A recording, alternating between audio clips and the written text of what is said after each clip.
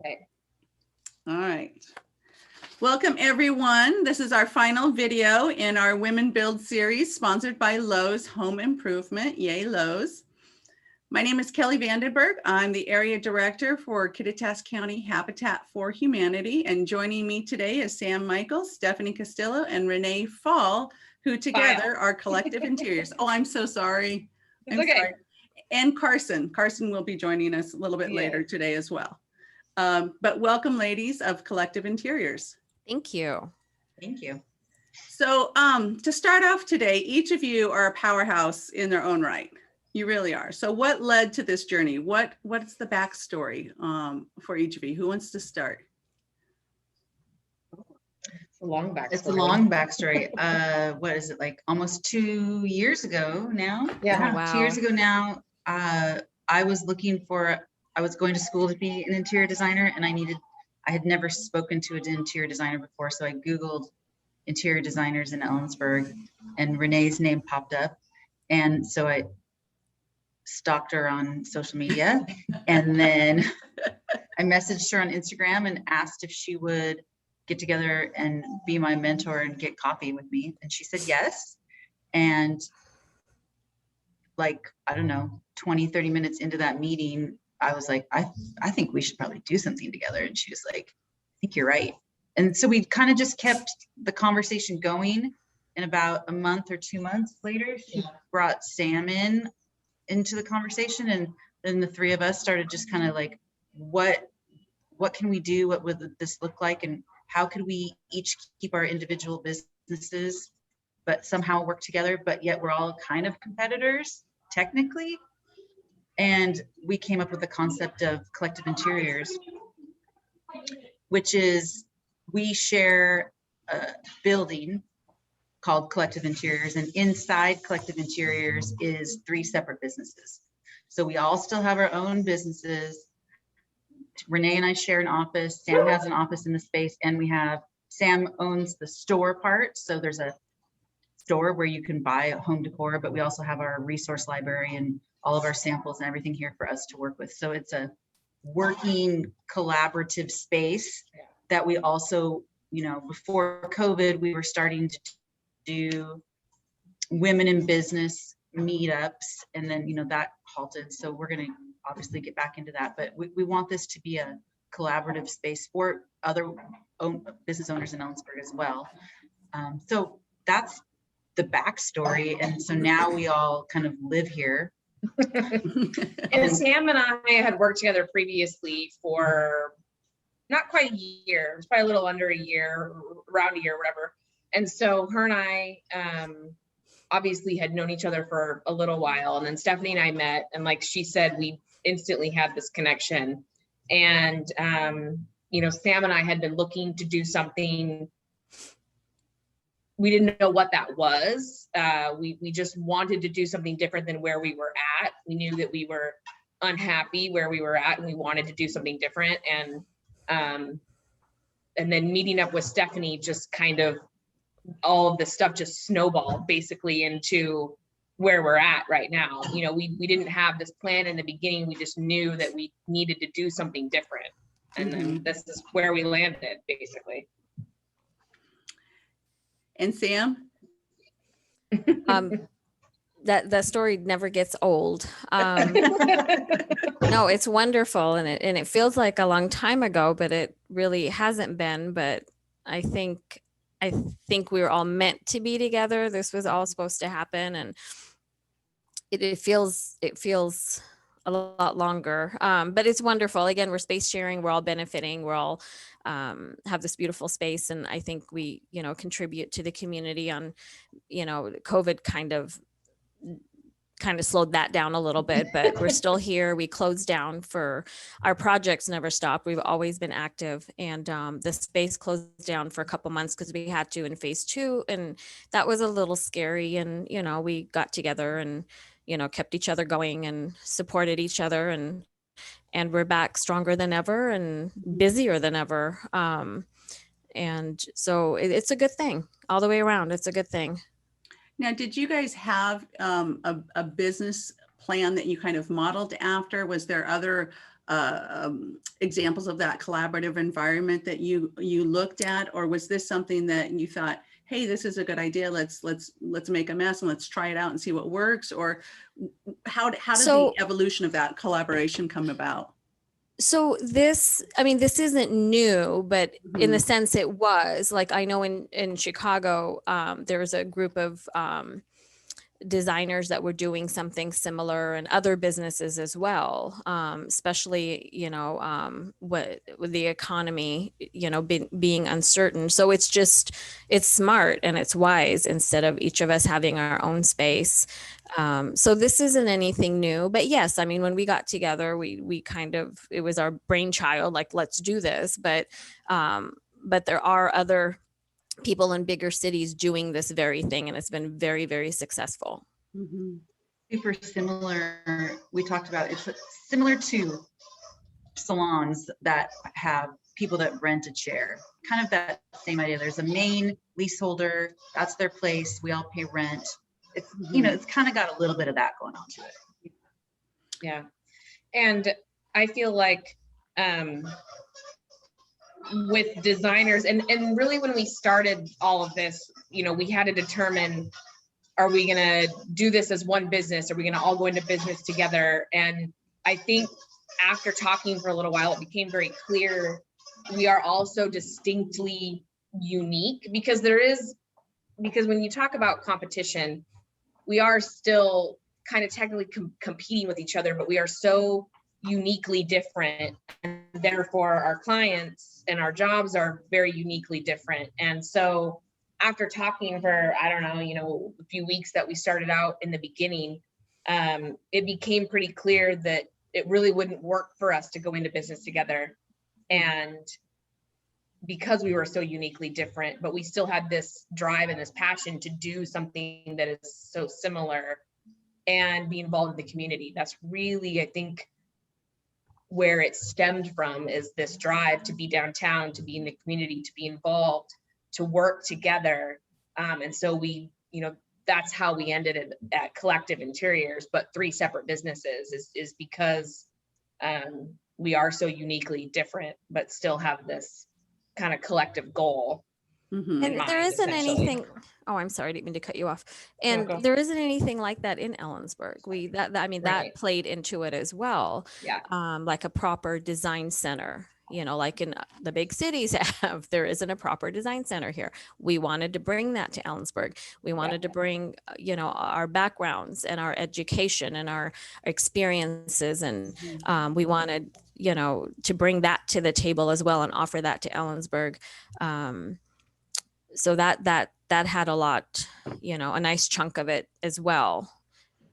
Well, and you guys touched a little bit on COVID, and, you know, we're rounding the corner now on year 1, as I refer to it, as year 1 of COVID. And the housing market in the county is booming. We're the fastest growing county right now in the state. We have the largest home builders association in our region. Central Washington Home Builders Association is the largest in the entire state. Interest rates super low. Yeah. People are spending more time in their home. How is this impacting each of your businesses, and what is the post-COVID plan, right? What does that look like, or what do you hope that looks like? Anybody wanna field I this? know for me, I had the busiest year this last year that I've ever had, as far as remodels and stuff go. It was crazy.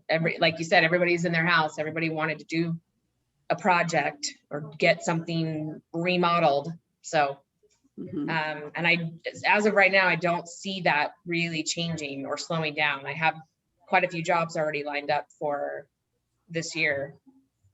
People are still going gangbusters on Yeah. redoing their houses. Yeah, I agree. I absolutely agree with that.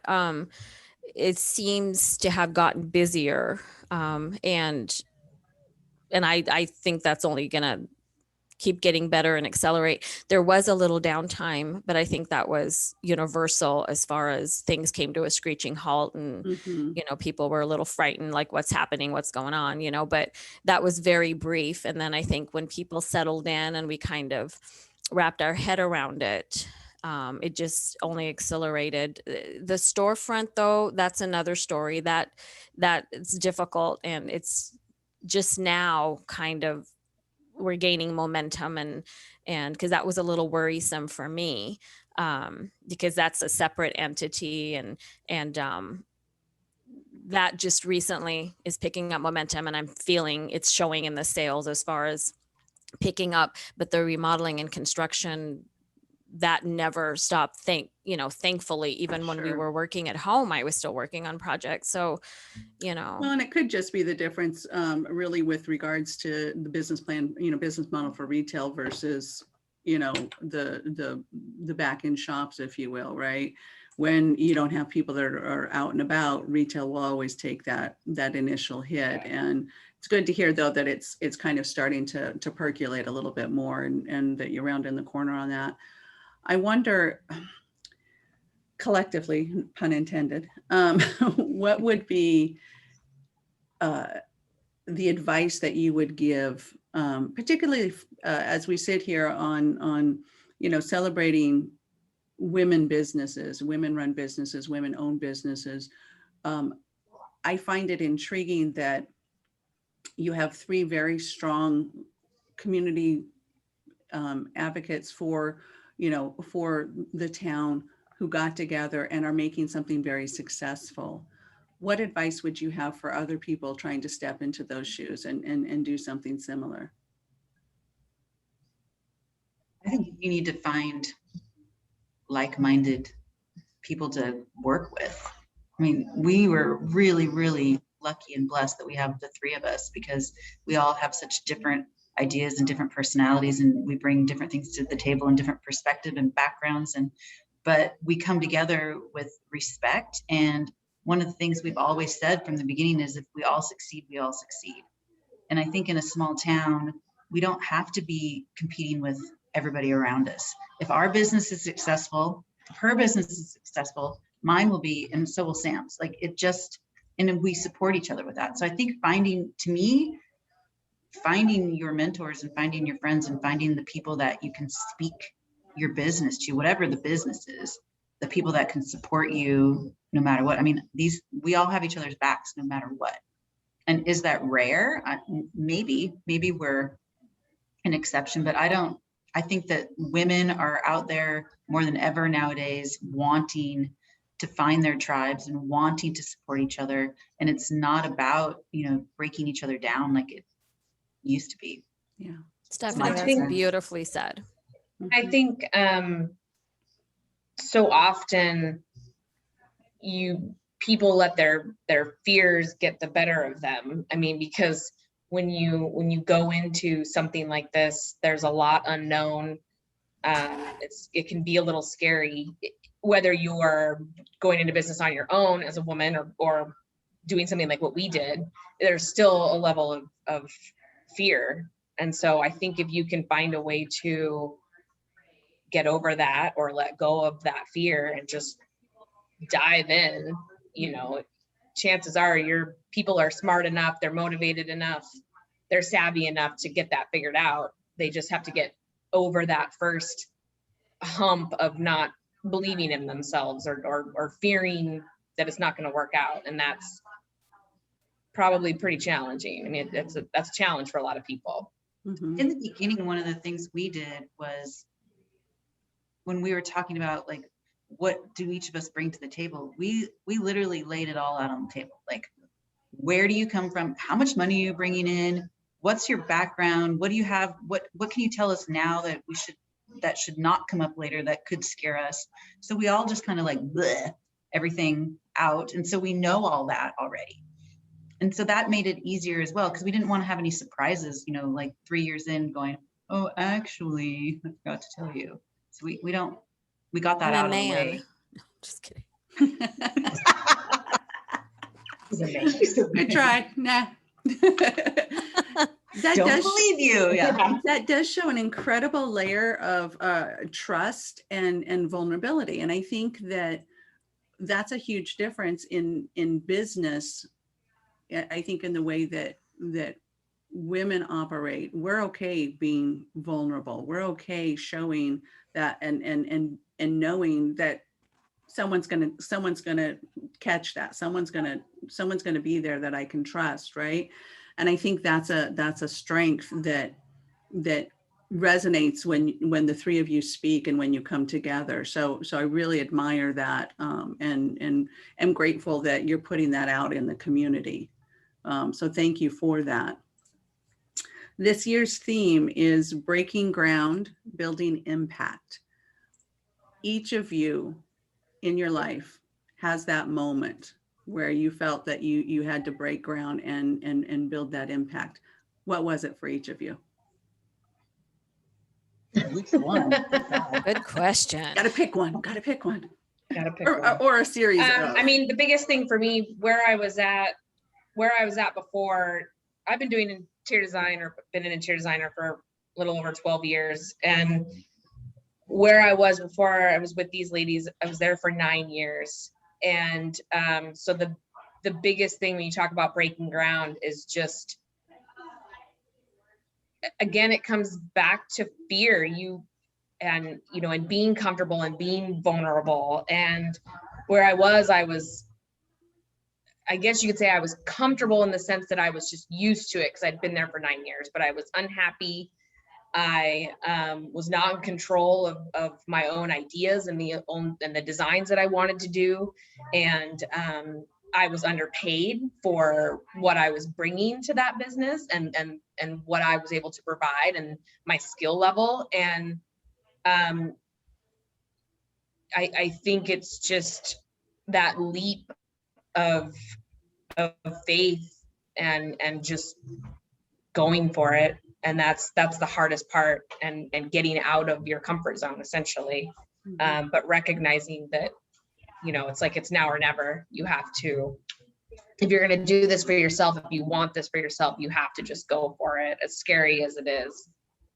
So that was probably the biggest thing for me, was leaving the company I was at for over 9 years. Mm-hmm. For me, and fear, I think that has a lot to do with it. Opening my own, going on my own as a designer. At this point in my life, it was very scary. I've had quite a few family members over the years kind of pushing me, like, why haven't you done it? Why aren't you doing it? It was fear. I was terrified. I mean, it's a big responsibility.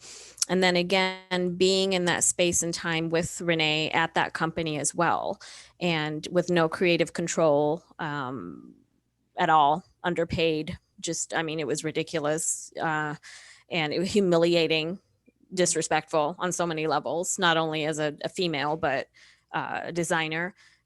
So, you can only take so much. So it's just that experience and meeting Renee. I think that was meant to be as well. I don't know if it would have happened if I was somewhere else. It was Renee and I. And it's interesting, like when I first came on, everybody thought it's going to be instant cat fight. We're going to hate each other. And it was the opposite. It was the opposite, and it was just, it was the opposite. Somehow we just became closer, and, as the months went by, and, we connected, and then we both kind of saw that we had bigger and better things down the line. We just didn't really know what that was, but we just kind of comfortable, the bills need to be paid. We both had responsibilities, and you just kind of, life happens, you just keep doing it. But then, certain events, take place, and then you kind of have to make a choice. And I remember, I'll never forget it. I was driving to work and I was in tears. I was like, I didn't even want to go in there because of things that happened in there. And right then and there, I was like, I'm opening my own place. I'm so done. And I had like instant strength, and I was sure, that that's what I wanted to do. And, that's when it happened for me. And I never looked back. I'm happy to be doing it with these two ladies. It wouldn't have been the same on my own, because we're growing, we're learning from each Yeah. other, and it's wonderful. And we're Yes, and that's what I was going to say. I think when you talk about fear, I think one thing that alleviated that probably for all of us is that we were all doing this together. We were still, even though we're separate, we were still in this together. And so it probably did make that transition and taking that leap a little bit easier, you know, and so we were fortunate to have each other in order to do that, essentially. Because not absolutely. everybody has that. Miss Stephanie. Okay, I'm gonna try to pick one. I'll just say for me, it was during quarantine, during COVID. I've been a hairstylist for 30 years, and I quit my job right before we were going to open back up. I decided I wasn't going to go back and do that anymore, and so I was going to be a 100% entrepreneur, and that was really scary because I have a house and kids and a husband, and you got to pay for that stuff, and it's been incredible. And obviously interior design as well, so now I have both. So my goal has always been to kind of use the hair business to get me over the hump so that I can become a full-time interior designer, and it's happening as we speak. So I'm super excited about that. So that was really scary for me. I mean, I had my business, but I also had a job. So it wasn't as scary because I was making money and I had a paycheck and it was guaranteed. And that was, and then you take that out of the ring and now you don't have a guaranteed paycheck. And it comes down to being unhappy. Yeah. That's really, I think for all three of us, that's really what made us take that leap, was just being unhappy where we were and not feeling fulfilled and feeling undervalued. I mean, basically for what we're bringing to the table for these other people, we were undervalued. And so. And I think that has the most impact of all, really, if you think about women in general being undervalued. Yes. Yeah, being undervalued, being unhappy, kind of, enduring this shelf life that's been imposed upon us, and I think the biggest thing we can do for ourselves is jump off that shelf and break the ground, right? And just stand and just say, that's it. I'm gonna do this and have that courage to say, okay, I'm doing this, but I don't have to necessarily do this alone. And I really feel like that's the value behind the collective, that you guys have created. It's not just about interior design. It's about a way of living a life that is by your design. Yeah. And I really want to thank you guys for the honesty and the warmth and the leadership that you share with the community, and for sharing Carson with us today. So thank you very much, and all the best of luck to you, all three of you, and Carson. Thank you, Kelly. Thank you guys so much. Yeah. Have a wonderful day, and thank you for letting me spend some time with you today. It was a pleasure. Thank you. All right, thank you guys. Bye.